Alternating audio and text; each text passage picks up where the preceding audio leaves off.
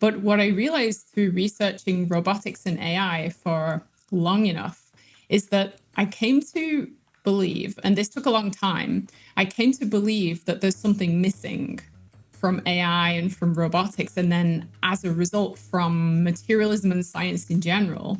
And it all comes down to this idea that we can't explain consciousness.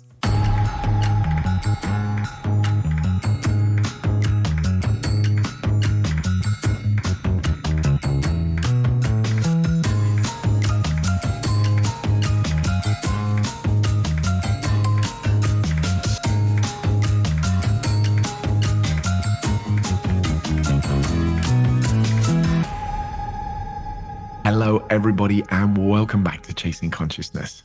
So today we have the extraordinary possibility of subjective experience and feelings in artificial intelligence robotic systems to think about.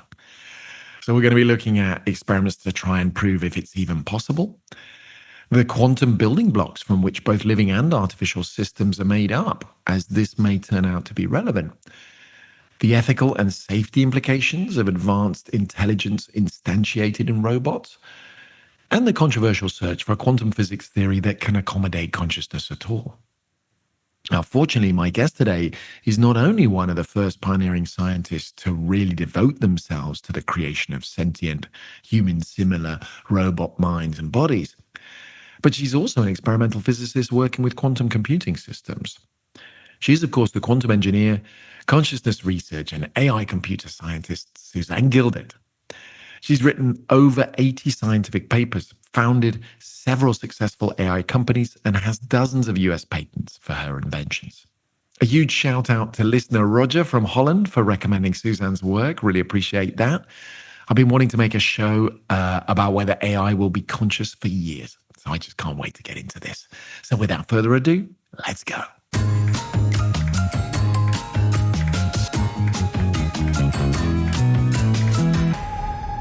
Suzanne Gildert, welcome to Chasing Consciousness. Thanks for coming on the show. How are you doing today? Hi, Freddie. I'm doing well. Thanks for having me on your show. It's a great pleasure. So my favorite way to start, Suzanne, is to ask my guests about their first deep questions that preoccupied them when they first became aware of their own thinking. Usually sometimes sort of 8 to 11, but could be before or after. What jumps out as significant when you look back at those early thoughts? Mm-hmm. I think like what jumps out is a lot of the childhood memories I have and how formational they were. I've always throughout my whole life had really vivid dreams. And so I can remember some of the really early dreams I had as a child, which is absolutely fascinating to me. Now I'm looking into consciousness and different things like that. And I also remember because I have a background both in science and art, and I always had that like artistic component to me. And I'm a very visual thinker.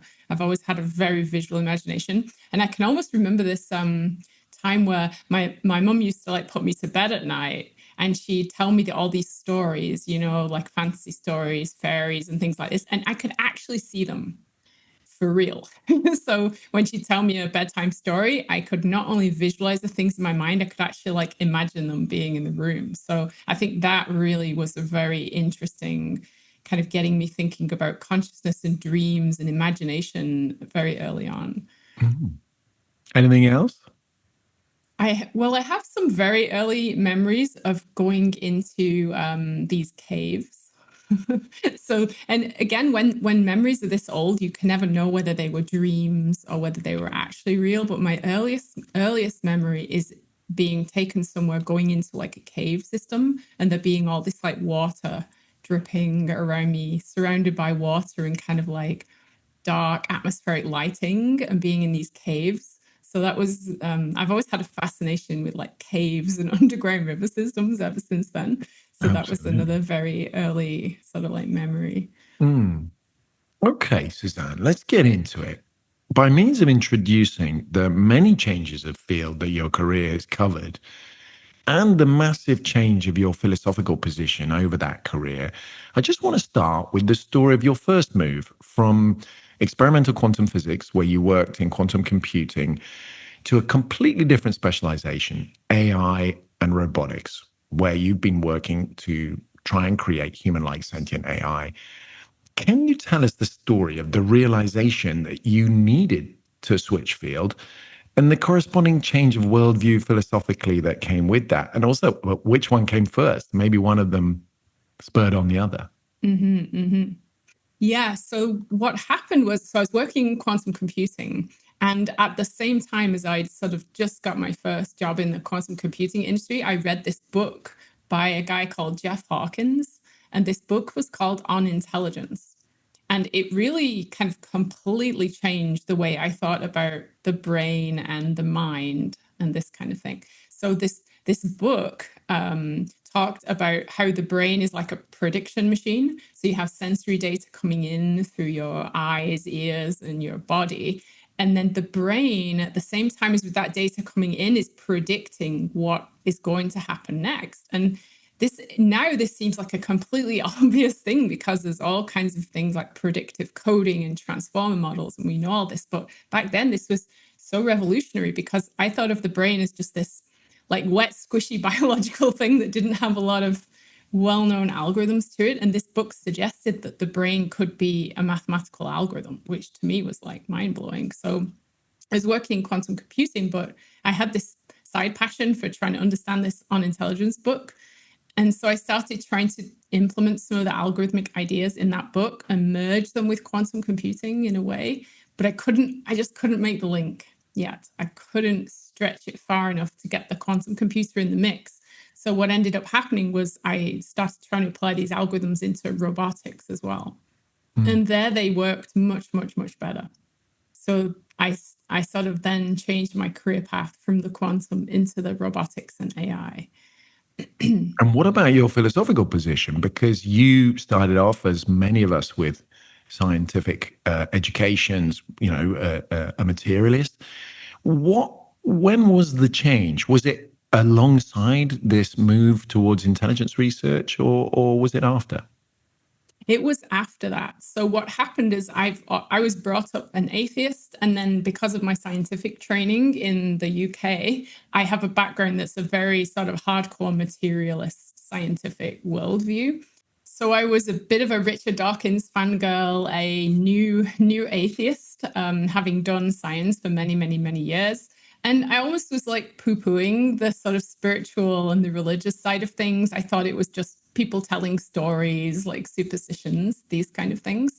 But what I realized through researching robotics and AI for long enough is that I came to believe, and this took a long time, I came to believe that there's something missing from AI and from robotics, and then as a result, from materialism and science in general.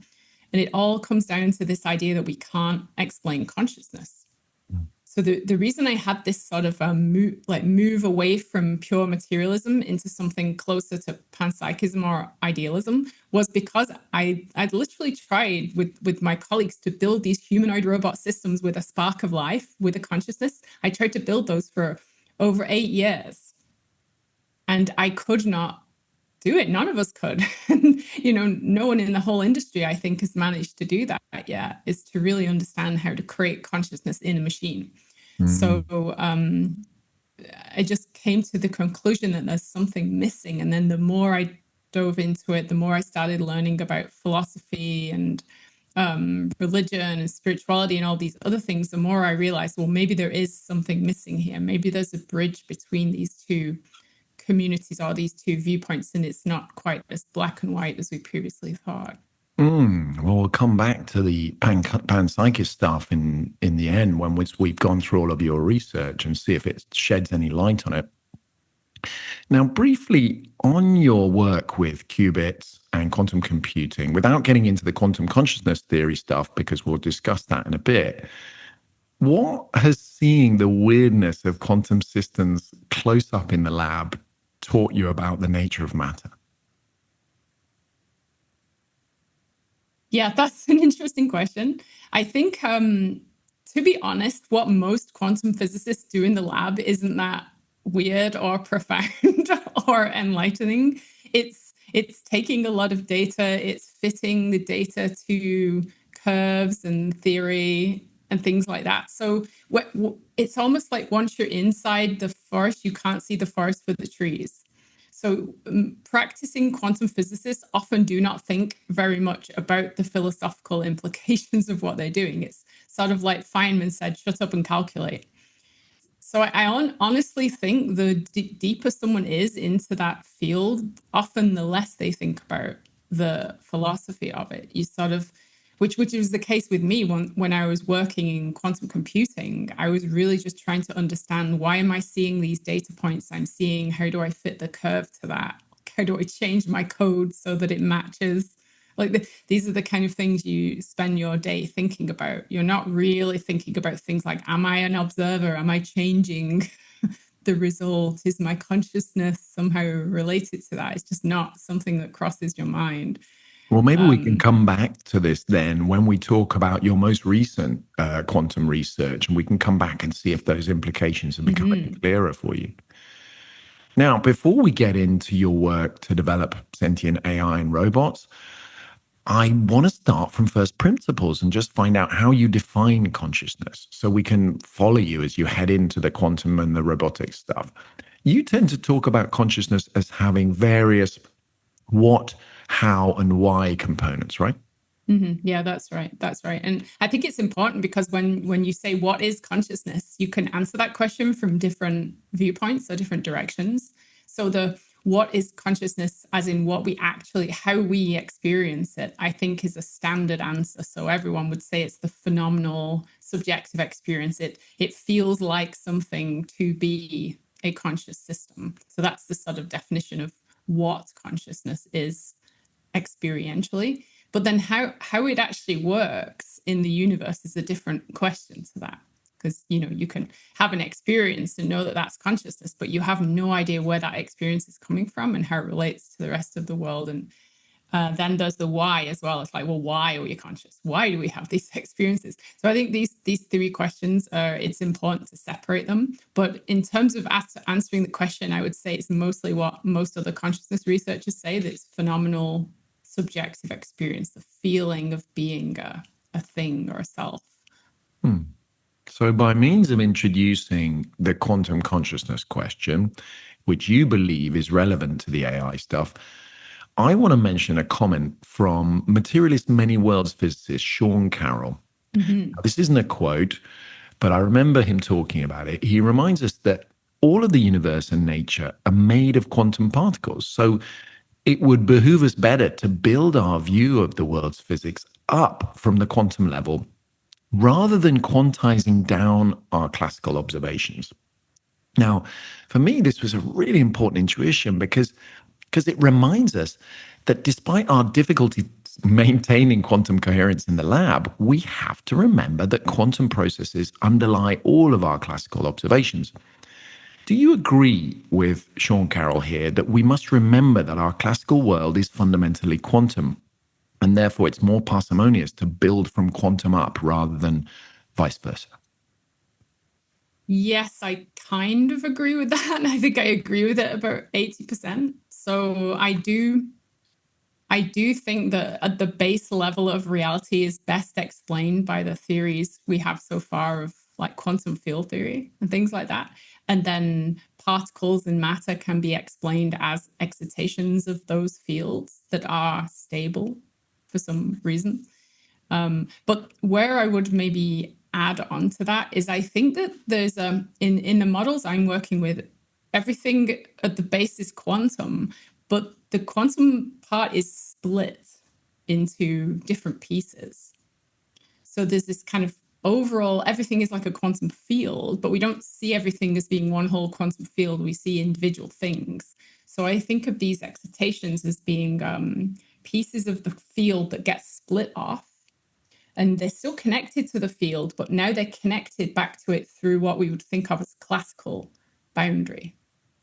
So this is maybe getting a little like technically detailed, but the way I think classical physics emerges from quantum physics is you have this quantum field or something, we don't quite know what it is yet, but the closest thing we have mathematically is a quantum field. And then bits of it like get excitations emerge, and then they get kind of like pinched off from the field. And those excitations start to look like fundamental particles. And now they interact with other pinched off excitations. But on the inside, they're still quantum. So this is where this model works, which I call quantum conscious agent theory, is you've got this field, bits get pinched off, they still have the properties of the whole field, but they are separate from it now, and they can interact back with the original field. And I'm so, very looking forward yeah, to hearing all that's, about this. And if you don't yeah. mind, Suzanne, I just want to first of all go through a bit on quantum consciousness and a bit on robotics before we come back to that, because I think it'll be useful background to understand how you've come to this theory. Is Right, that right, okay if right. we come back to that? Absolutely. So in answer Great. to your question, I agree with what Sean Carroll says. And I think that's a good starting point, and you can kind of now take it further. Yeah, apart from your pinches, your little pockets, which we'll come Yeah. back to in a Yeah. bit. Although I think he'd agree that particles are narrow excitations of that field, which Absolutely. I think you would is, as yeah. well. Yeah. Okay, more context. In episode 23, I spoke with John Joe McFadden about quantum biology, a field which until recently has been largely dismissed, mostly because physicists considered it impossible for living cells to maintain quantum coherence because they're too hot and wet, as they say. But he described that there's actually been several examples shown of quantum processes acting in biology and cases of even ever larger quantum systems remaining coherent. Again, it seems obvious to me that biology must be quantum in some way, like everything else is. Can you briefly describe a few of the extraordinary examples that struck you from the field and how this data confounds the too hot and wet intuitions of your colleagues in quantum engineering? How's it influenced you, the quantum biology?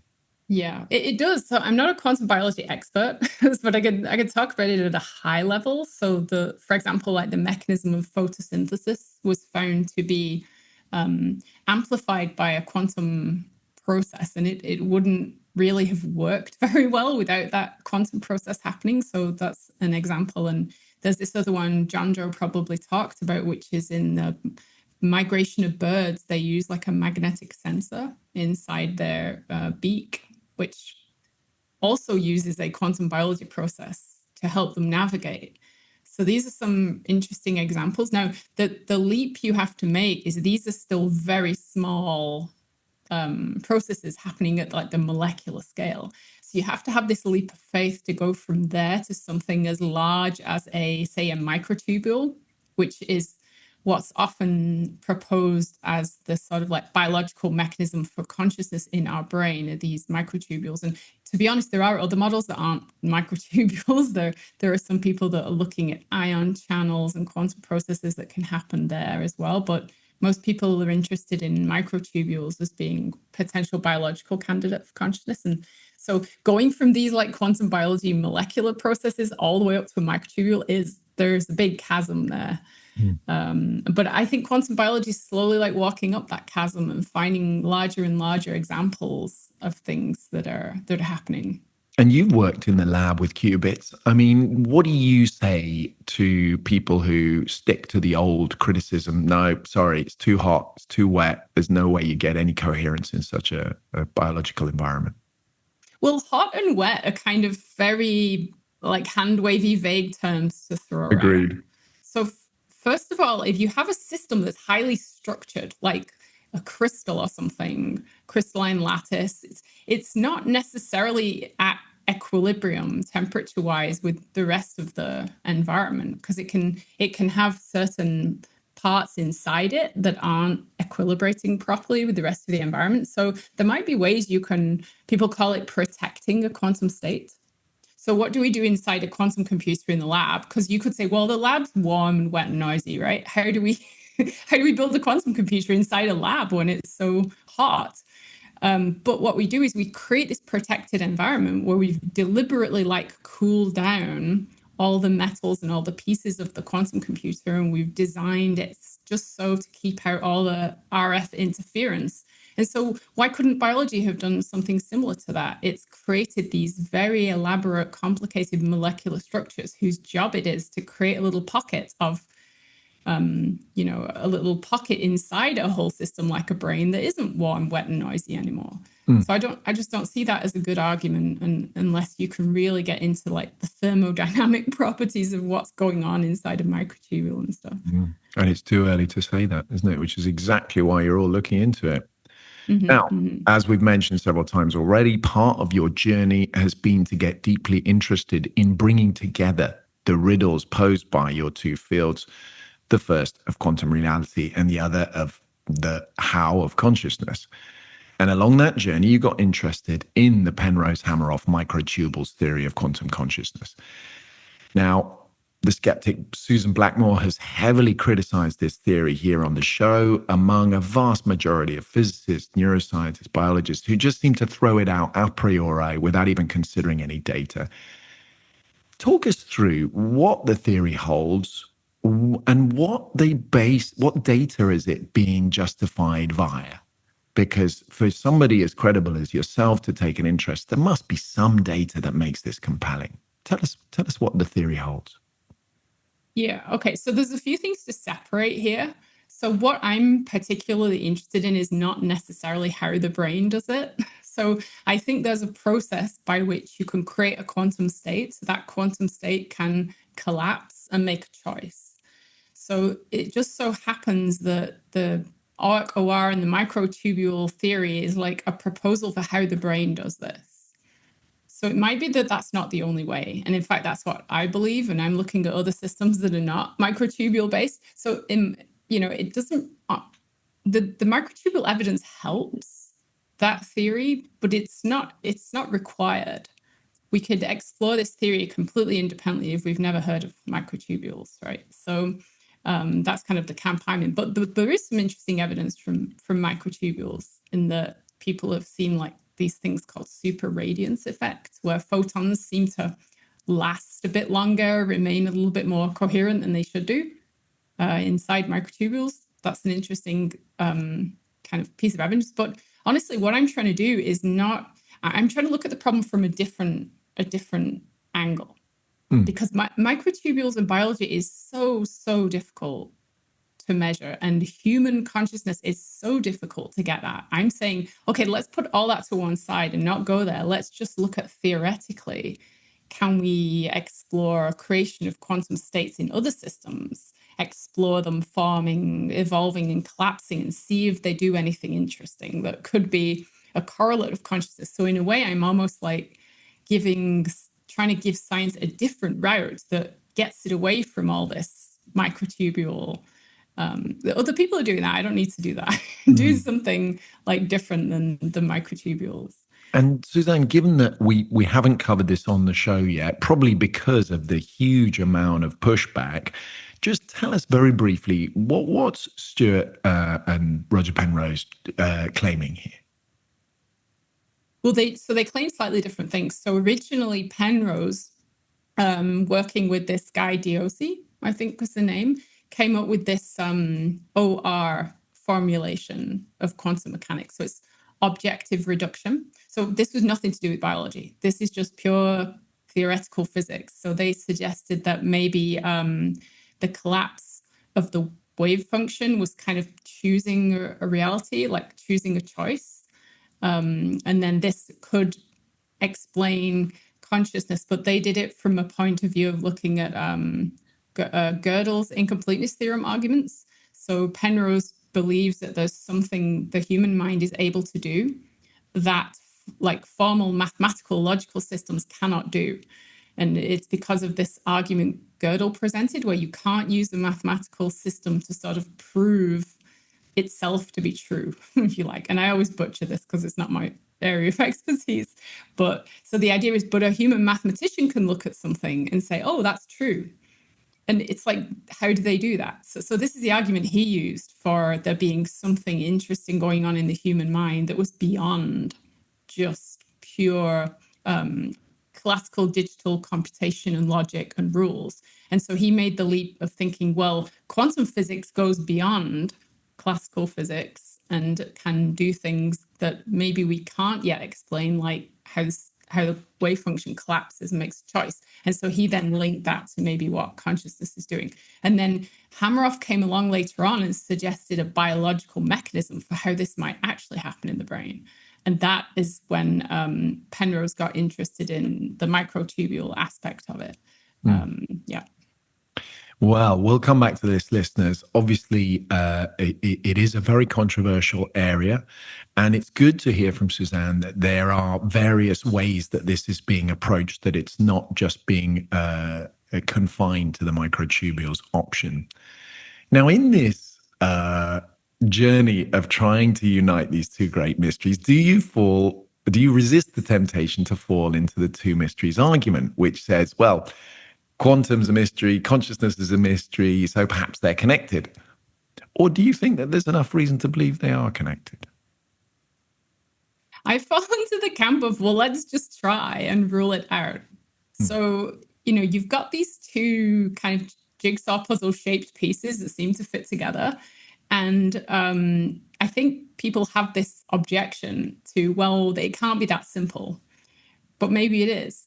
So you've got these two mysteries. They do seem linked to one another in multiple ways. Maybe we should just go with the hypothesis that they're related and try and test that first scientifically. And then we're all scientists here. Our bread and butter is being wrong and then trying again if we're wrong. I just don't think there's anything wrong with making that your hypothesis that, yes, they are linked. Let's try and find evidence for it. And then if you don't find any evidence, maybe they're not. Give us a couple of examples of how they could be thought of as linked. Well, there's evidence from the very early days of quantum mechanics where if you kind of read back some of the greats, they all talked about observer effects. Like, does the observer have a role in what's going on here? Does human consciousness even have a role? Erwin Schrödinger talks about this, and he wrote a whole book called What is Life that kind of suggested there was some interesting interplay between quantum mechanics and life. And so a lot of the early pioneers thought about this, but then it kind of, guess maybe through the years of the war and then afterwards, it's sort of all that intrigue and mystery kind of just got disappeared. And it's probably because I have a theory on this. I think it's because physics departments had to start teaching quantum mechanics. And you can't teach a subject if it's completely buried in philosophy and mystery, and we don't know this and that, and how is it related to consciousness? It becomes really interdisciplinary. And I just don't think physics departments were sort of ready to teach all that. They had to kind of bring it back down to something that fitted in line with regular physics. So then there's this the Feynman kind of stuff where it's just up and calculate. Like, we've got these equations. They seem to be very predictive. Let's just teach. There are these equations. They predict this, and we'll sweep away all that other. But Suzanne, you're not speaking about the famous possibility that consciousness is responsible for collapsing the wave function. I think it was Wigman von Neumann had a paper about that famously, which wasn't really taken seriously at the time. That was in the 70s, wasn't it? And then I think David Chalmers and one of his collaborators actually tried to test it recently, and David Chalmers told me that they didn't get any results. Do you think that it is possible that consciousness is collapsing the wave function, or do you think that that's been set aside by now? I think it is. Yes, but I think it's doing it in a way that's people don't normally think about consciousness. So when people think about consciousness, they're bringing in all these assumptions and baggage that consciousness is like a human, a person, an observer, a scientist is the thing that's conscious, looking at a quantum system and collapsing it. I don't believe that.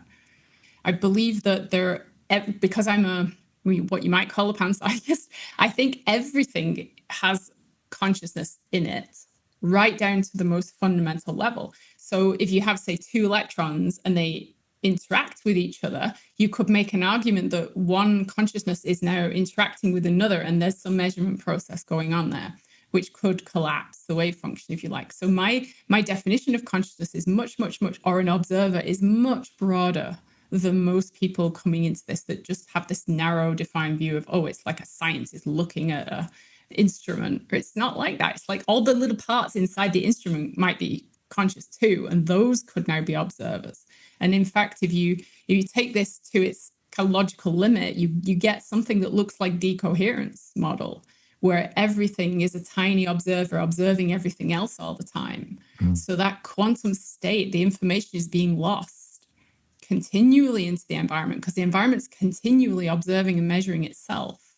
So yes, I think that consciousness collapses the wave function, but I don't think it's like our consciousness only, right? You have to broaden your definition of consciousness at that point. This is a fascinating view and not one that I'm particularly familiar with. So I'm going to enjoy having a good think about this. And obviously, your most recent research, which we're going to get to in a moment, listeners, is relevant here. So thank you for bearing with us, listeners. I just think these quantum foundations were really, really important for what we're about to speak about. And also so we can understand better your experiments to create human-like sentient AI robots. You set up several companies to explore this. Can you tell us the story of how you just long to look into the eyes of the AI robots and see that spark of sentience, the ghost in the shell, like the old manga movie? Yeah. I mean, it's kind of like naive and embarrassing, but I just always like the idea of, well, why can't we create robot friends, right? Why can't we have robots that are like us? Like, and I mean the good kind. So most of the sci-fi movies you see have depicted robots as being evil and dystopian. And it's like, but some of them haven't. There's characters like C-3PO or Baymax or Wall-E that are like these really lovable, kind of adorable robots that are maybe sort of naive about their understanding of humans and try and be more childlike and innocent and loving in a world of kind of where the humans are evil. So that's the sort of story I like. Can we create these beings that are get along with us and are our Maybe friends and are that nice would to maybe us? make us better people as well. I think that's Yeah, an interesting exactly. point. Yeah. Maybe we can create ethical robots that actually keep us in check. Mm-hmm. And I also, so there are these two threads that run through it. So one is just this kind of like from childhood, this, well, wouldn't it be cool to build a robot friend? And then there's also, I really have a deep wish to try and understand how the mind works, to understand what it means to be human. So I think the best way to try and understand something is to try and build it. So I wanted to try and build a mind to really understand how it works. So I think that's like where my love of robotics and AI came from with those two threads. So tell us the systems you developed and tell us about how you tried to test if they could have some kind of sentience, some kind of subjective experience. Mm-hmm. Yeah, so there's basically testing for sentience in AI always comes down to the Turing test because there is no better test, really. It's like if a person is interacting with a system and the person thinks that system is sentient, then you have to say it is. So the problem with this now is we've got so far into this realm of getting training data from people and creating models that mimic that these things are now passing the Turing test, but we still don't know whether or not they are conscious. So what we've created, I believe, is we've created what Chalmers would call philosophical zombies. We've literally created the thing that he used as a sort of talking point or a kind of a thought experiment. we've created Chalmers' thought experiment for real. So we now have these systems that are, if you talk to like some large language models, sometimes you can't tell it's not a person. But it's like, well, is that a philosophical zombie that we've created? And I think this is like a fascinating situation to be in now, because you might ask, when we start making these systems agentic and give them more and more and more control over what to do, are they going to be doing things that come from a place of the correct values and the correct morals versus just copying what they've seen before? Now, you speak about the reward function. So, the purpose led agential behavior that we see so clearly in living creatures. Can this arise naturally in artificial systems without specific programming, or is this goal directedness only visible in biology? Yeah, okay. So this is a bit complicated. So yes, you can have artificial systems with goals, but those goals have to come from one of two places. They can either be programmed in, which is kind of what we do when we program systems that learn to play video games from scratch. We have to tell them what the score is, right? So they can learn. So you program that in, or you can learn it from watching people or watching demonstrations. So the way most robotics works today is you gather millions and millions and millions of examples of a person controlling a robot, and then the robot knows what to do because it's seen what the person is doing and it's just mimicking that. So those robots don't have any goals of their own. They're getting it all from analyzing that training data. I think that life is different than that. And this is very controversial, and I'm aware of that. But I believe life actually taps into a different set of goals that's more fundamental and more baked into the universe. I think we do that. I think single cells do that. If you want to be panpsychist about it, I think all matter does that. And I think what we're doing is we're building artificial intelligence systems that only inherit our goals, either through programming or watching us. They do not tap into any deeper goal structure that is like there in the universe. So that's the situation we're in. Yeah. So that's like currently.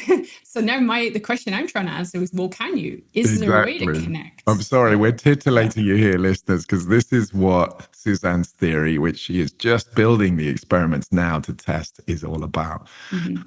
Okay, what other limitations did you come across? You mentioned 8 years of trying to get this to work.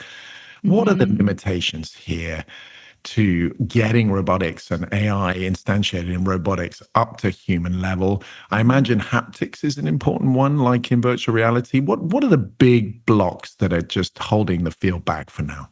Mm-hmm.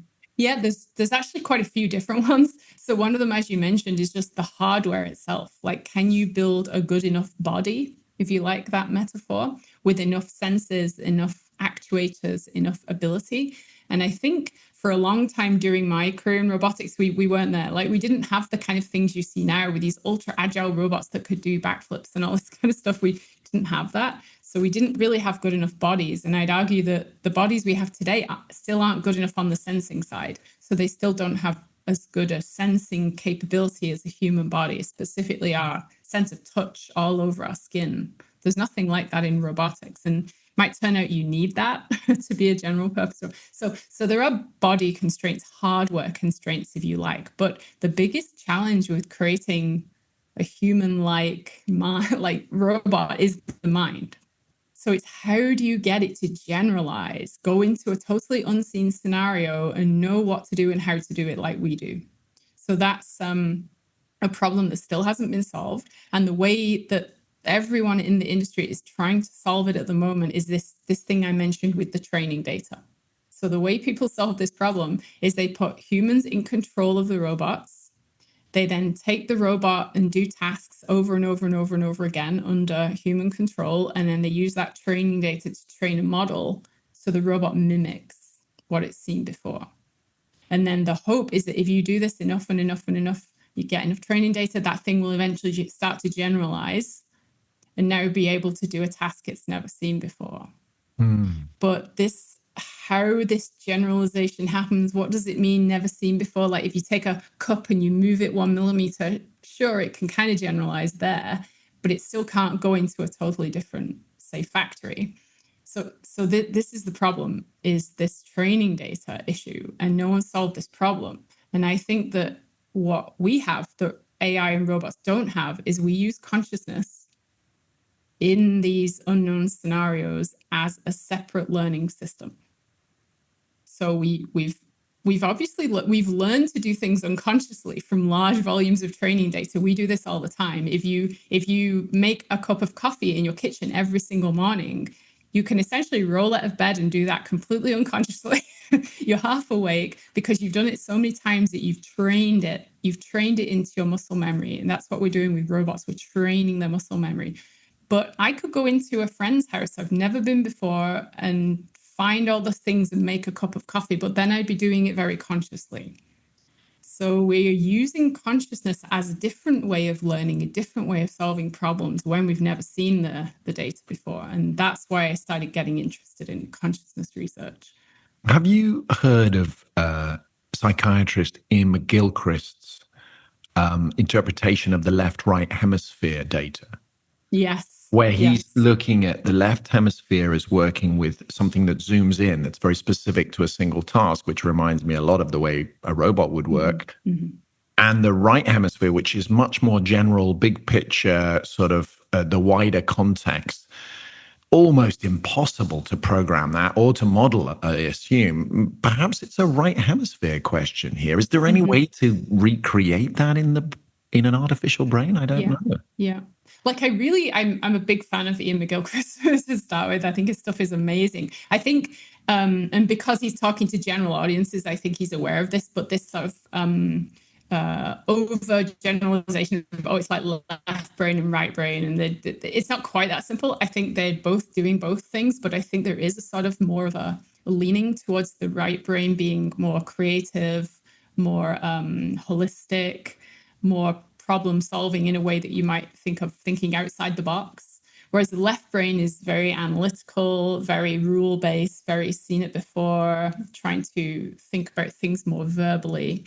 And so, what I think is happening is probably the right brain, if you think about it like that, is more tapped into the consciousness part, and the left brain is less tapped into it. That's more tapped into our learned subroutines and just recalling things we've learned. Because in the model I work with, consciousness isn't everything. You have consciousness, which is kind of like, think of consciousness as the explorer that goes forth into territory no one's ever been in before, and it solves problems and it makes progress. But after that, people follow behind, and then they kind of do the things that have been learned over and over again in a rote way.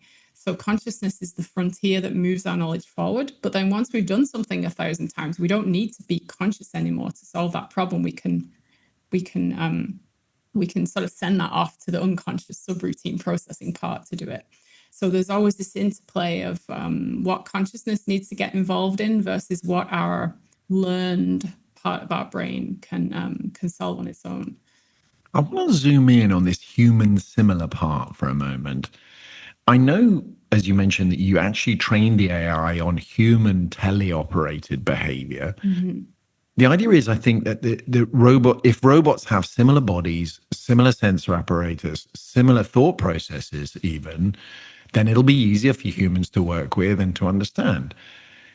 The big question is just how different is the embodied human mind to the embodied mind of AI at this point?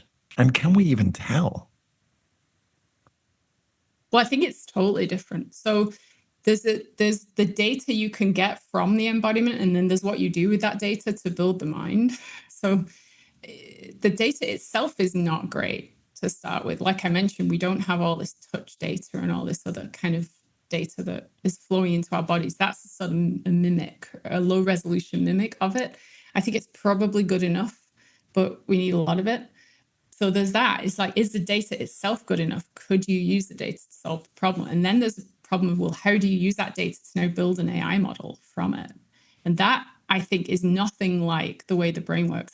I don't think our brains work in the same way that the kind of currently favored AI models work. I mean, the I big think, yeah. question in the AI field right now is, will AI become conscious? Or is it even, some people think that ChatGPT is conscious? I mean, from my point of view, it won't take long before AI will be so good at imitating human conscious behavior and believe so completely its programming that it is human-like, that both parties, it will appear conscious. And the appearance of consciousness will be, to all intents and purposes, mean it will act and be treated as if it is. So whether it actually is or not is kind of irrelevant. I mean, what's your take on this debate? Will AI robots eventually become conscious in the future, or will they just be so good at imitating it, it will be as if, and we'll just have to live with that? My take is that if we do what we're doing currently with classical models and classical AI, they will not be conscious. I Because, think because I don't think you can have a conscious system from just digital computation. I don't think that can. I don't think any combination of transistors manipulating zeros and ones can ever be conscious, no matter how big it is. So that's, again, I think, a minority viewpoint. Most people would disagree with me, but that's where I stand on that. I mentioned this with Stephen Wolfram in my recent discussion about AI safety, and his computational reducibility theory more or less guarantees that eventually something random will emerge. In this case, in this conversation, maybe that, as you say, from random ones and zeros, suddenly consciousness would emerge in some kind of freak accident. Are you saying that such an accident couldn't occur? Yes. Interesting. Mm-hmm. Okay. Do you agree with me that, to all intents and purposes, it doesn't actually matter what's happening on the inside of these AI, because to all intents and purposes, it will appear consciousness and we will feel that it's consciousness and therefore it's conscious, and therefore we'll kind of have to go ahead and treat it as if it is? Well, okay. So I don't think it will ever be conscious in, okay, let me try and explain this. There's a difference between something mimicking a conscious being and something actually using consciousness to do what I think consciousness wants us to do. So if you have a robot that's been trained on trillions and trillions of examples of training data, it might look conscious when you put it to work at certain tasks. So it may be able to like fold your laundry and do your dishes and hold some kind of conversation with you. But if you put it into a situation where it has to learn from scratch and it's never seen any training data before, it will not behave like a human being. And I think that's where consciousness comes in. So what we think consciousness is for is maybe not what it's actually for. We're talking about having a conversation with an LLM. Oh, it's conscious because it says it has feelings and it says it cares about me. And that's not a good test of consciousness because it's easy to mimic. I can read a romance novel and be emotionally moved by the characters in it. That doesn't mean they're conscious, right? They're just words on a page. It's because it's mimicking data from humans. Data from humans comes from conscious beings. It's mimicking that. It's going to look conscious, but you need a better test for consciousness is what I'm saying. And I think the best test for consciousness is you take that system, you put it in a situation it's never seen before, and you watch how it responds and how it learns from that. And that's And exactly what you did, isn't it, Suzanne? And you weren't impressed with the results. yeah, it doesn't, I mean, from what I've worked on so far, this is called like the generalization problem. If you take a robot and you put it to task on a different task it's never seen before, it doesn't work very well until you've done the task enough times and got enough training data and retrained your model.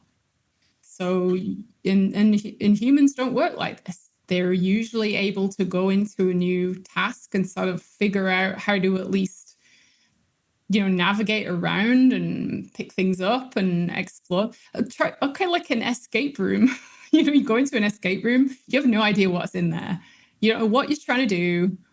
You're just trying to figure it out. So maybe a good test for consciousness is like, can a robot do an escape room or something? Yeah, that'd be a good Right? It's test. like you have to put it in a situation where it's not seen the training data before and look at how it behaves. But the anthropomorphism question, I think, is really important here. We humans, we do it all the time. We see faces and images. We assign personality to our mechanical devices. It's a short jump of imagination to us assigning sentience to our AI companions, right? I mean, whether that sentience is there or not, how dangerous or useful is it, our tendency to anthropomorphize technology? Presumably for the AI companion industry, it's quite useful. Mm-hmm. I think it's dangerous in that if we want to use consciousness for what it's supposed to be used for, which is learning about the unknown, learning more about itself and about the universe, if we fill our lives with technology that isn't doing that, then I think what happens is that it devalues the actual use and value of human consciousness. So I don't think it's necessarily bad to say, oh, my robot is acting like it's sentient, so it is sentient. It's a more subtle kind of problem, is that we're going to start to rely on these machines that don't have this extra spark or ability. And so we're going to kind of get stuck where we start relying on these machines and AIs and robots to do more and more and more work, do all jobs, try and do all science for us, try and push the frontiers of knowledge. And I strongly believe that they're not going to be able to go past the envelope of what they're already trained on. So the danger is not some, immediate psychological or physical danger to us. It's much more pernicious and subtle than that. Is we are going to start relying, we're going to start relying on all these machines and models and AIs to do everything for us. And there's like a small thing missing from that, and we're going to miss it. And then once it's gone, we'll kind of like realize in hindsight that they don't have the creativity and the desire to explore and desire to go beyond like we do. That's going to be missing, and that'll get baked into our culture. Yeah, absolutely. It's already started, hasn't it? Mm-hmm. Okay, ethical implications. These robots are coming. They will be our companions. They will be our psychologists. They'll be our oncologists. They'll be all kinds of components of our society. What are the ethical implications? What rights will robots need to be laid out and legislated for? And how do we get around similarities with the old slave labor questions? Mm-hmm. Would we have less sentient robots doing the more unpleasant jobs? Tell mm-hmm. us about the ethics emerging as the tech improves. Mm-hmm. Well, I actually think the case you just brought up was really interesting. So there are situations where you absolutely wouldn't want to send a conscious being into, say, doing some kind of like a horrible job underground in like a horrible situation all day. Maybe you actually would want something like a philosophical zombie to be doing that. And so I think how we do regulations and things like this really depends on what the system is doing, whether or not it's conscious, which is why I'm interested in consciousness, because whether or not something is conscious really changes what you want to put that system through. So I'm just interested in understanding what is conscious, what isn't conscious. Can we turn consciousness on and off so that we can then use unconscious robots to do the dull, dirty, dangerous tasks for us? And we can reserve the conscious ones for the things that are more like social, psychological interactions with people, where they really are starting to be our friends and things like this. But having that option, I think, is going to be really interesting for regulations going forward. Because not only do you have to regulate a robot and its AI model, you might have to regulate whether or not consciousness is turned on or off. Right. So and then there's also questions about, would they then have citizens' rights, if they're mm-hmm. conscious, if they've got a lifespan, should they be considered normal members of society? Should they be allowed to vote? I mean, the unraveling of these ethics is going to be something that we pretty much need to assess on a case-by-case basis. Certainly absolutely. The whole AI safety debate is showing how completely fragile our whole collective approach to these ethical questions mm-hmm. really is. Well, our entire ethics and moral and value systems is built on consciousness and whether someone is conscious or not, because what they're experiencing and what they're feeling is like the basis of most of how we think about ethics. So knowing that in an AI or in a robot is absolutely critical. It's like our number one priority should be understanding what is consciousness. Is it going to happen in current AI? Is it going to have something special put in? Like, that's what I believe. And then should we do that? And if we do, how do we regulate that? That's how we need to tackle this problem. Now, an amazing case in point, perhaps the most scary in a way, is survival instinct. Interesting and scary. AI researchers are now starting to test for this, particularly with relation to the safety question. I haven't actually seen the paper he was referencing, but Tristan Harris, one of the creators of the Social Dilemma documentary and the founders of the Institute of Humane Technology, has recently said that in repeated trials, AI showed survival instincts more than 50% of the time when informed that they would be switched off, either backing themselves up online or blatantly lying to their operators.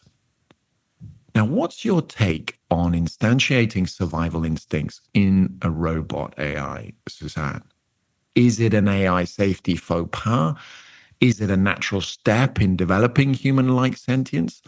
It sounds like in these experiments that Tristan's talking about, it doesn't even need to be programmed in. It's happening automatically. What does this mean? Well, just to clarify, I think we shouldn't scare people by saying this is just happening. It's not. It's in the training data. So the only way a system can learn a survival instinct is if it's been trained on data where, given a certain scenario, it takes a certain action which will help its survival. So I just want to make absolutely clear to your audience and beyond that these things are not just emerging without our control. They're Well, in the I don't training know data. enough. I don't Yeah, know yeah, enough about this, but yeah. the way Tristan was speaking Anything about we're it. seeing in AI is in the training data. So we've Okay, so shown it you many, can be many sure, examples. you can be absolutely sure without checking this paper, because I haven't seen the paper, I just saw the interview. You can be absolutely sure that it was trained to understand. What would it have been trained on? Well, for example, say I took a mobile robot in a factory and I put it through lots of trials where cardboard boxes started falling on it. And now I teleoperated it so that every time a cardboard box started falling, it swerves out of the way. And I did that thousands of times. Then when you run it autonomously, it's going to start behaving as though it's getting out of the way of those boxes, which looks like a survival instinct. But it's because it's been like conditioned to do that. So of course I haven't read the paper, so I am making an assumption here, but what I'm saying is that in like all cases I've seen so far, that's how these kind of behaviors have Well, I'm emerged. definitely going to try and find this paper listed, because it really sounded from the way Tristan was talking about this that these were randomly chosen AI systems. And he was saying more than 50% of these trials showed an automated, like not programmed, desire to avoid being switched off in some way. So but I'm going to try and find the paper. This is going to really upset me now.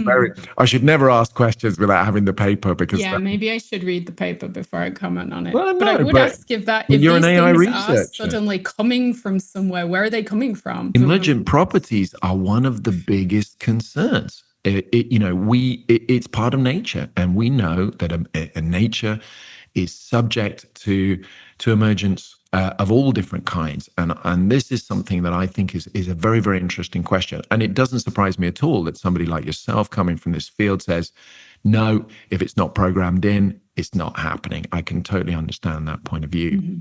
Now, another thing from that organization, in their important documentary, The AI Dilemma, Tristan Harris's collaborator, Asa Raskin, spoke of an important experiment where AI was trained on fMRI brain imaging data linked with the corresponding subjective experience and inner narrative of the subject.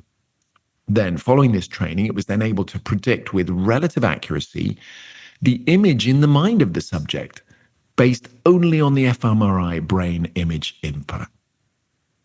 I mean, this blew my mind. If confirmed to be true, the implications of these experiments are huge, because they support claims of reductionists like neurophilosopher Patricia Churchland, for example. Consciousness is simply identical to brain activity.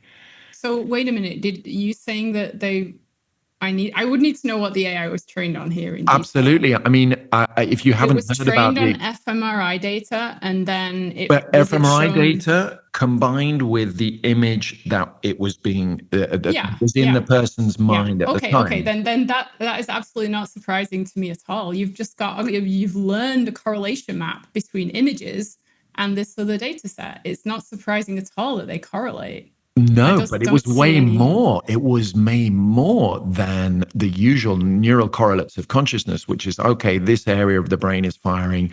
This is actually generating direct content. So scenarios, movements, characters, to quite a remarkable level of accuracy just from the fMRI imaging. For me, that was way beyond anything I've heard about neural correlates of consciousness. Have you heard about these experiences, Suzanne? Not really. But Right. again, I would just have to look very closely at what's in the data and what's actually being trained on, because Well, we'll it's leave that aside. yeah. Certainly, what Tristan Harris and Asa Raskin are talking about, I highly recommend listeners their their YouTube presentation. It was done in person, obviously, with an audience, but they recorded it. It's called The AI Dilemma. Okay, last question before we circle back to your new research into agency in quantum systems. I just want to bring in biotech for a moment. More and more biotech companies are combining organic material with computer technology. And I wanted to raise the question of whether a biological robot, subject to the radical adaptability of biological materials, would change the playing field for those like you researching sentience in AI.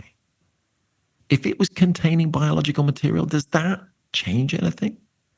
Yes, it does. So I think like biological tissue is the only example we have of consciousness being supported. And the reason is because your own consciousness is somehow created by your brain or correlated with your It brain. needs a So substrate of some sort. yeah.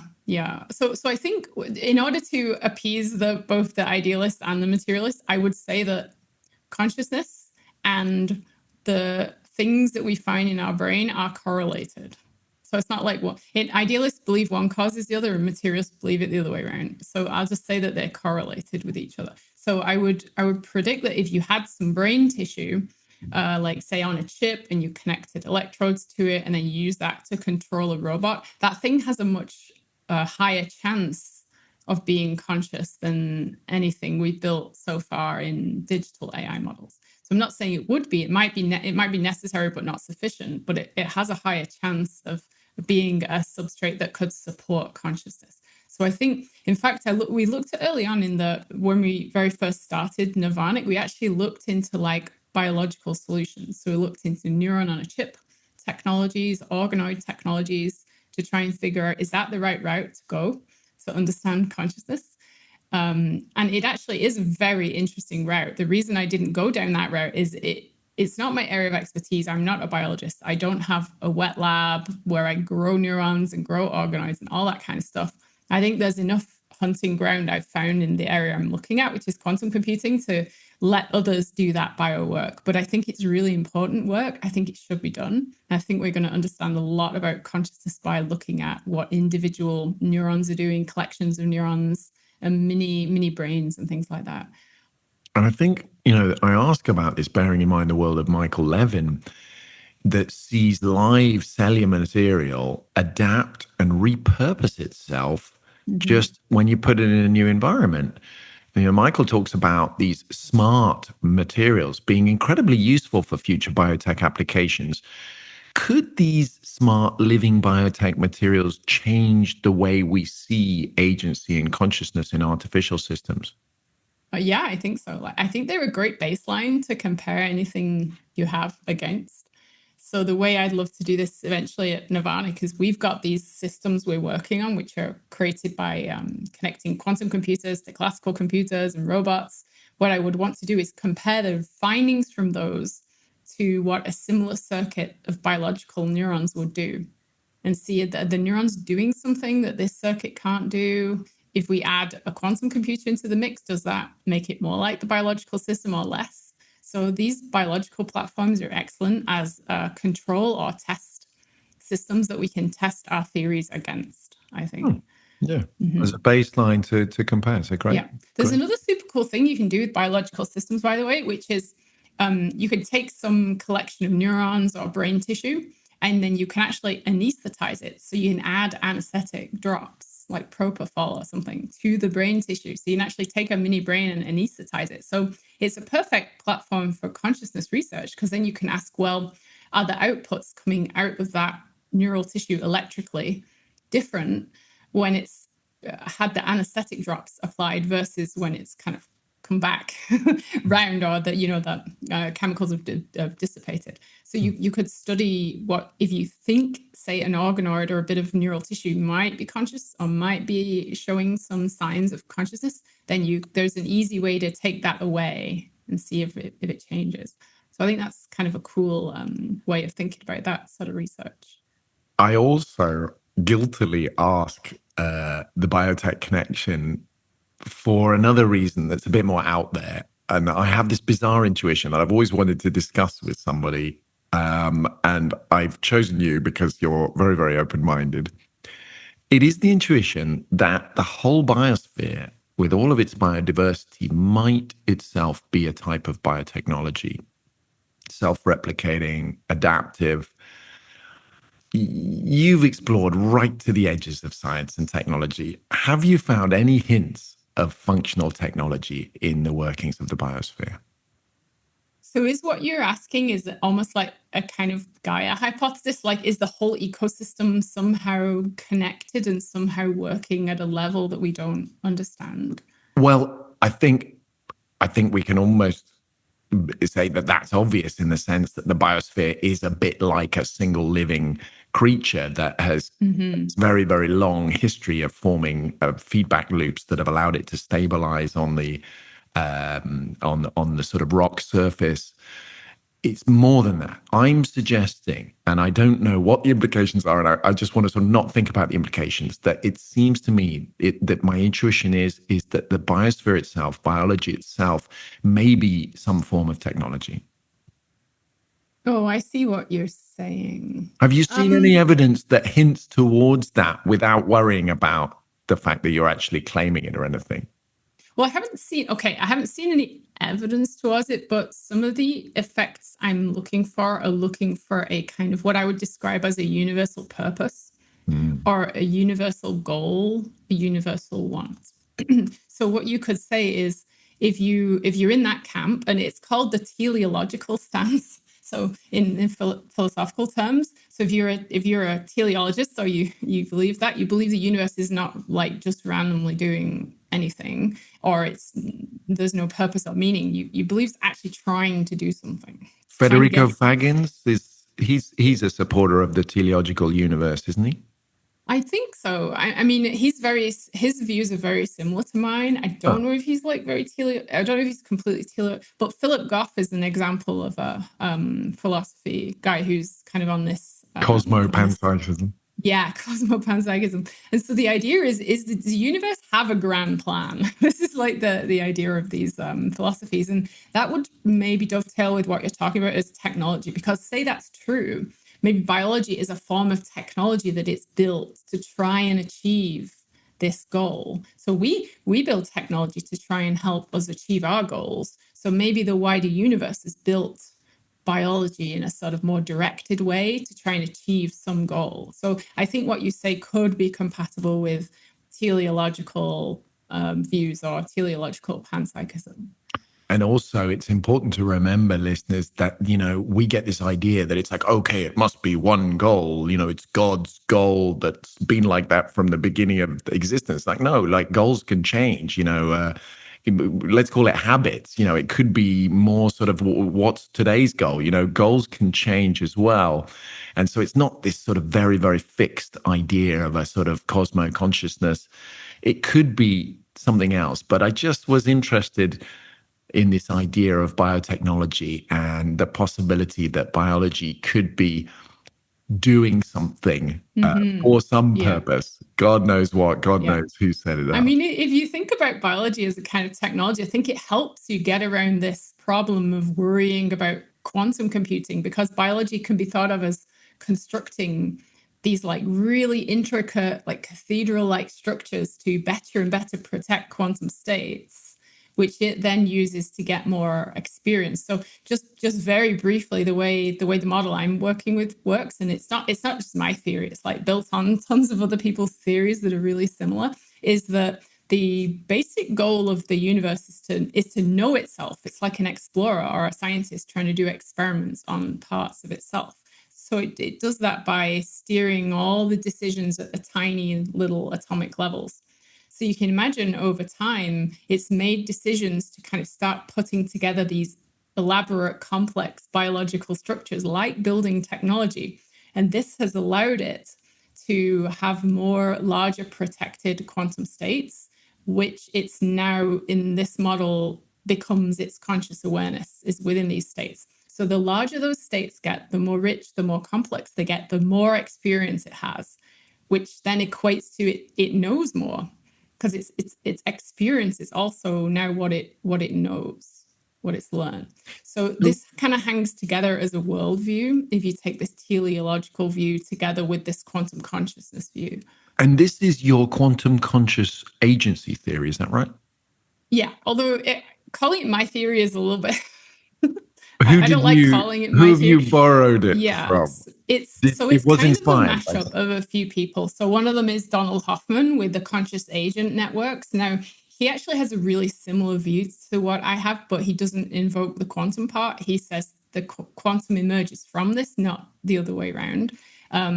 Also, there's like Bernardo Castro with the idealism model and this idea of different dissociated pieces of consciousness in the universe. That's been another huge inspiration. Federico Fagin with his view, obviously Penrose and Hameroff with the OR model as well. So there's been lots of different people's work feeding into this concept.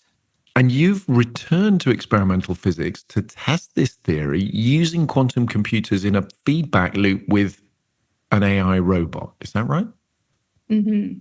So it's kind of funny just to start on the whole quantum consciousness thing, because it sounds like the most out there, weirdest theory of consciousness you could start with. So why start there? But it's actually I believe it's the most testable group of theories, because if you have a quantum consciousness theory, you can then create a non-quantum approximation of that and show that the two are different. So this is why I find quantum consciousness theories easy to test, because you can kind of create this A/B test between a quantum version and a non-quantum version and see if there's any difference between them. As opposed to if you take a classical theory, like say Hoffman's conscious agent network, it's very hard to actually test a theory like that, because you don't have a control. You don't say, here's a network of Markov kernels or whatever it uses that is conscious, and here's one that isn't, and now I'm going to look at it. It's like you don't know. Whereas in the stuff I'm working with, you can turn on and off the quantum part quite easily. So it makes the theory more testable. So what I'm trying to do is I make these systems called quantum conscious agents. They're like it's like an algorithm you run on a quantum computer. You could create multiple instances of them. They just consist of a bunch of qubits that are joined together in a certain network configuration. Information flows around inside that little unit, and then when you run the quantum algorithm, it takes that quantum state and it collapses it. And at that point, you get some definite 0 and 1 bits coming out of the agent. So those you can think of as being the choice that the quantum algorithm running on the quantum computer is made. Now, that choice, according to quantum physics, is just sort of random, or it's just sampled randomly from whatever your Schrodinger equation told you it should be. But I think if there's a contribution from some other term, say some kind of teleology or some part of quantum physics we haven't yet found, we'll start to see a difference in those choices that system is selecting. When you So say choices, I mean, sorry, I've just got to unpack this question of agenticity, because are we talking about whether it collapses one way or another, or are we talking about an actual agent making a decision? Mm-hmm. Yeah, that's a really good point. So you could do either. So this is where the robot comes in, because I actually explore these quantum conscious agents just on their own. So I just look at the numbers that come out of them and see, are there any patterns in those numbers? But you can take those numbers and connect them to an actual thing in the physical world that does something. So I can say, if the qubits on the output of my quantum conscious agent come out 0011, that means the robot moves its right leg forward. If they come out 0111, maybe it looks to the left with its head. So you can actually connect the output of your agent to a real physical system that's really doing something in the physical world. And that's where the robot part comes in. Those choices actually become physically meaningful when you connect them to a robot. Right. So you're essentially giving a quantum system's collapse a body. That's right. Yeah. So I'm like, so the quantum system collapses, and now maybe normally it's just collapsing and a scientist is measuring the output and it doesn't really mean anything in the world. But if you put it in control of a robot, maybe now it actually has some reason, some meaning to choose one action over another, because it's actually mattering in the world. You mention in your paper something called quantum annealing. Is this something that's been around for a long time in quantum computing, or is this something you're developing specifically for this research? Oh, this has been around for a long time. So, ever since quantum computing was kind of invented, there have been different ways of doing it, if you like. They're called different models. So, the one that's by and large known the most is called the gate model. And this is kind of a very obvious way of doing quantum computing. You just take standard logic gates and you make quantum versions of them. So that's the gate model. It's like imagine all the logic gates inside your desktop PC have just been turned into quantum versions of themselves. That's one model. Annealing is different. It completely throws away the idea of there being logic gates at all, and it just says we've got a bunch of qubits. What those qubits are trying to do is find the lowest energy.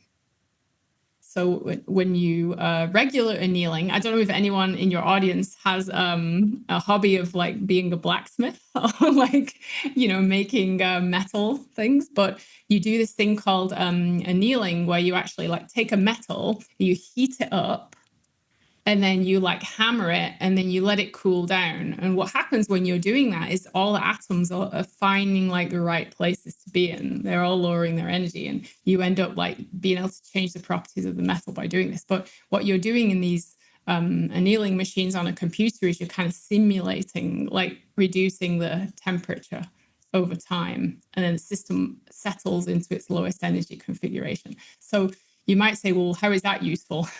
And there are certain problems called optimization problems that you can actually map to that process. So, for example, finding the best route of roads through a city to optimize traffic can be mapped, if you're smart, onto one of these called annealing problems, because you're trying to find like the best configuration of the roads. So that's a completely different kind of quantum computing, but it applies to these specific optimization type problems. But yeah. So, just to confirm then, at this lowest level of matter, you're looking for agential material. You're looking for materials at the quantum level that are actually choosing with preferences, with goals, just the way Levin is doing, spontaneously repurposing cells. Can you just try and unpack this agency point, though? Because it's hard enough to imagine something as abstract as a quantum system, let alone to demonstrate that it might actually be consciously choosing rather than just falling into a one or a zero. Okay, I'll try and explain this one way. There's like many different ways to explain this. So anything to help with the image, because it's so hard to imagine quantum level interactions. It's just really difficult for us. So this goes back right to the start of our conversation where I started talking about these like pinched off things. And I think that's like the best place to start. So imagine you've got, okay, maybe you can't imagine this, but just like bear with me. There's a quantum field. Like it's like a perfect quantum system that's undisturbed. And then you can have these little, what are called excitations in it. So if you want an image in your head, imagine like a giant sheet of netting, and then people start wobbling it, like they're holding it at the edge and they start wobbling it, and you get all these like waves popping up in it. And those waves can, if they wave enough, they can actually like become little individual bits of this field that become stable. So those are like particles. Now, what my model would say is inside, if you like, inside each of those little bubbles, there is the quantum field still remains, but it connects back to that wider field via what I call a classical boundary. So these things are quantum on the inside and they're classical on the outside, and their outsides talk to each other. So now you've got this world where imagine you've got like your quantum field and it's created tons and tons of these little excitations. And by the way, this is not new weird physics. This is like how people think quantum fields work. They think they're foaming at the Planck scale. So there's constant excitations and little foaming events happening. So tiny bubbles. I think of it like soap bubbles when you're doing the dishes and you see all these soap bubbles like appearing. That's like how I visualize the quantum foam. Now these bubbles, it's actually a good analogy. Let's go with that. So the bubbles can touch each other, right? They can bump into each other and their boundaries are touching. And now what I say is at that point, they can exchange classical information, but they can also pop and merge into a single bubble. So you can take two soap bubbles, they're touching, and then boop, they become one. So what I think happens is all these tiny little foam bubbles all over the place have a little bit of consciousness inside each one, but they're so small that they don't have very much agency. So they all kind of do the same thing. They always follow the same habits because they don't have a lot of conscious experience. They don't have a lot of agency. When they start joining together, they kind of pool their stuff on the inside. That quantum part on the inside gets bigger. And now that quantum insight can have a richer experience because there's more of it. That thing can now still talk to the little bubbles, but these things are going to be wanting to form larger and larger and larger pockets of this quantum information. And as they do, they get more conscious experience. They have richer conscious experience. There's more dynamics going on inside them, and they have more agency. Now they have more capability to enact choice in the world. So to kind of tie it in with Michael Levin's work, what I think happening in biology is biology has found a way to get these little pockets to stick to each other and create larger and larger quantum states. And then those things start to look like living organisms, or let's say networks within the cell of a living organism that can steer the whole organism now. So again, it's a bit like mixing metaphors because I'm jumping between this purely theoretical view where there are these bubbles, and then I'm trying to link it to biology as well. But that's a bit of an overview of how the model works. Brilliant. Well, thank you, Suzanne. That's a great image. And I can see how you got to bubbles from the quantum foam. I think it was Wheeler who came up with quantum foam, wasn't it? Brilliant image. That's right. Yeah. So where does all this leave us regarding panpsychism? Galen Strawson, the British panpsychist philosopher, told me in this series that you can't prove panpsychism, that it's an argument of elimination just to avoid the necessity of a radical emergency of consciousness from non-consciousness. But I sense that you feel that there could actually be some evidence that's relevant to this question. Have these last round of experiments influenced your philosophical journey? I'm not quite sure how far down the road you are with these experiments. Have you actually done them yet, or are you just projecting them? I know you've just presented them at the Science of Consciousness. Yeah, so with the experiments, I have done a lot of them. But the problem is you have to be extremely rigorous and careful with what you are seeing in the data, if you like. So you'll get data coming from experiments on quantum conscious agents. And what I mostly do is compare that with a sort of a classical simulation of the quantum system. And like I said before, I'm looking for a difference. So if the quantum conscious agent chooses certain bit strings more often than another, and the simulator doesn't, you see a difference and you're like, oh my goodness, there's a difference. Like it must be conscious. It's like, no, there could be 1,000 reasons why there's a difference. So where I'm at the experiment, and it's kind of boring, but unfortunately this is the way science is going very systematically, one by one, through the different reasons why there might be a difference, trying as much as I can to map what I'm seeing in the data to the theory that we have from standard quantum mechanics, and just really trying to be rigorous. It's like, if I do see a difference, what's causing that difference?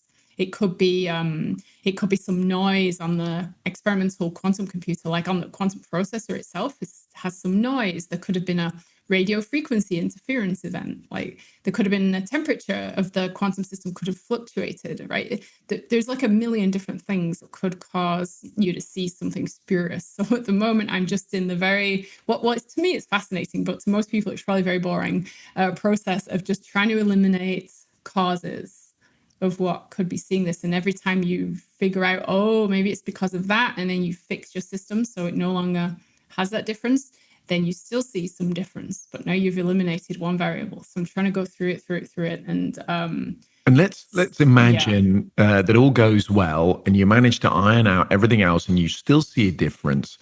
And there is a sense of consciousness at this quantum level. Does that give us some physical proof of panpsychism?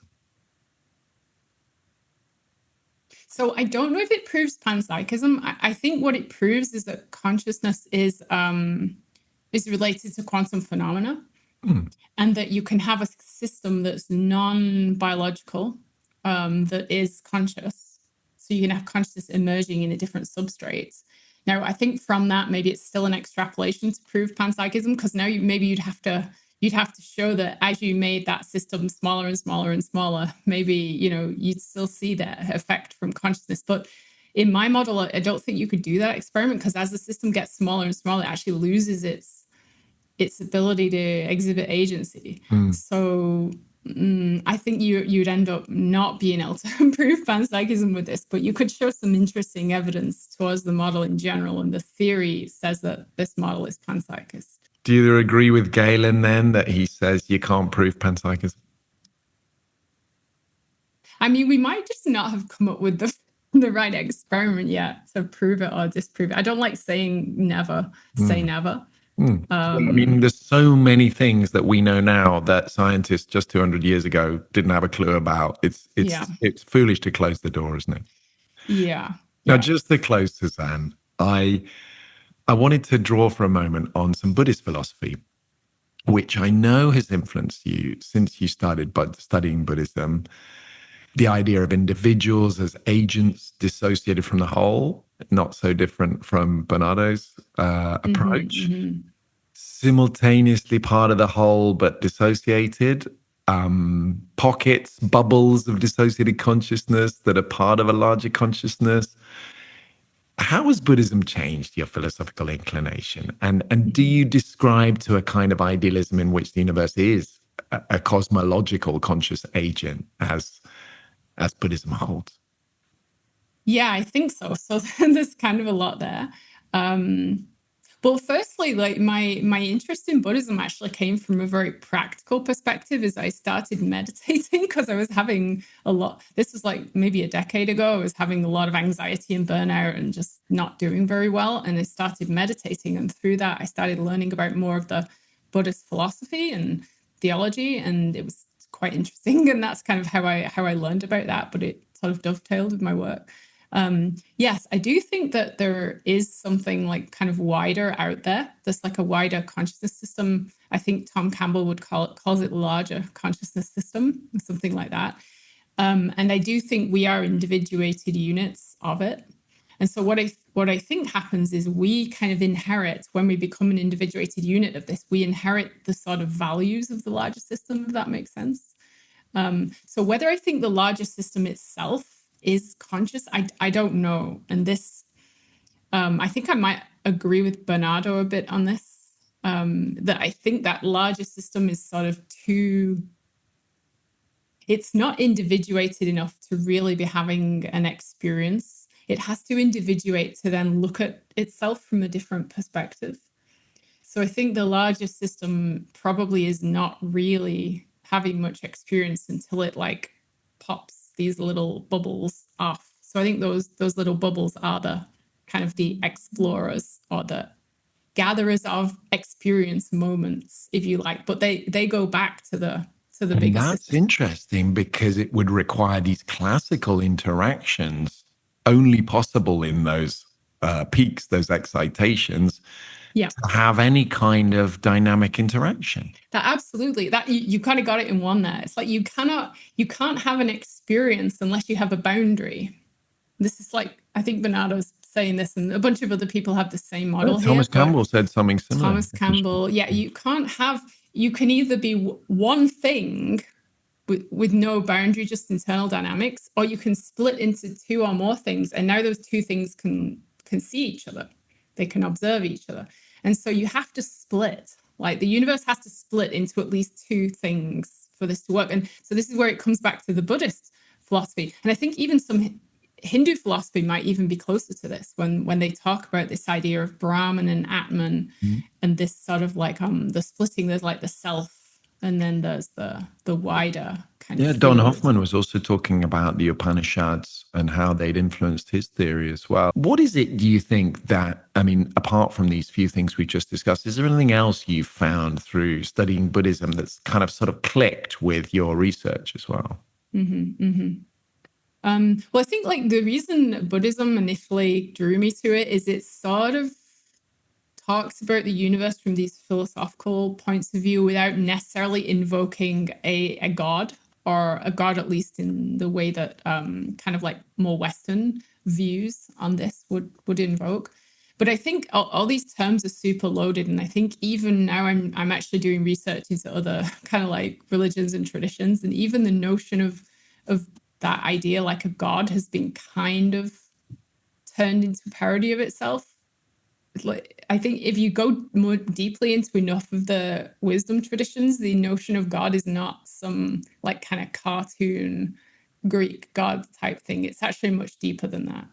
So I think what I initially like started learning about this through Buddhism, but now when I look into other wisdom traditions, and if you go deep enough into them, they all have this same flavor, which is there is something universal that connects everything together, and it's sharing something with all those subparts of it.